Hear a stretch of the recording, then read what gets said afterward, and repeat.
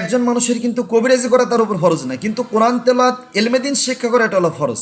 আসসালামু আলাইকুম ওয়া রাহমাতুল্লাহ। আশা করি সকলেই ভালো আছেন।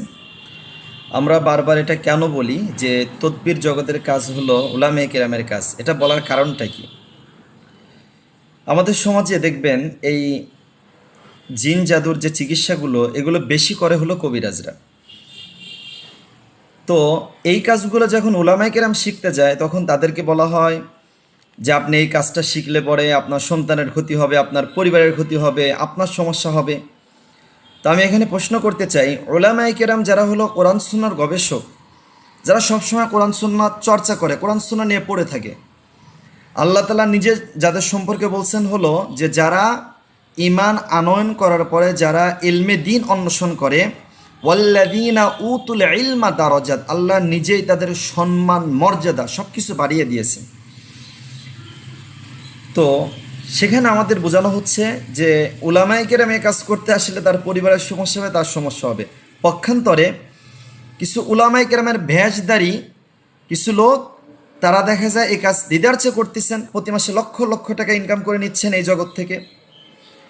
অথচ উলামায়ে কেরাম যারা কোরআন সুন্নাহর গবেষক, ওনারা কোনো একটা মসজিদ মাদ্রাসা এগুলো নিয়ে পড়ে আছে এবং তারা এগুলোকেই তাদের জীবন মনে করে নিচ্ছে, যেন তাদের দুনিয়ায় কাজ শুধু মসজিদ মাদ্রাসা, আর কিছু করা যাবে না। হ্যাঁ, অথচ আলেম শব্দের অর্থ কি?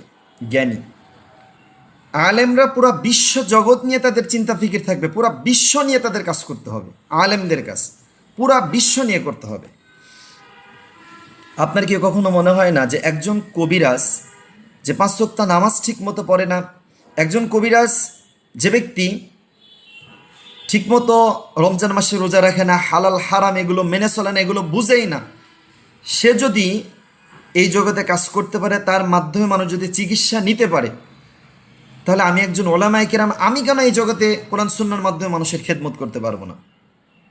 আরেকটা বিষয় বলি, কবিরাজদের কাছে গিয়ে অনেক মানুষ কোরআন সুন্নাহর জন্য যদিও যায়, কিন্তু তারা যা দিয়ে কাজ করে এটা কোরআন সুন্নাহ বহির্ভূত এবং তাদের কোরআন তেলাওয়াত আজ পর্যন্ত শুদ্ধ হয়নি।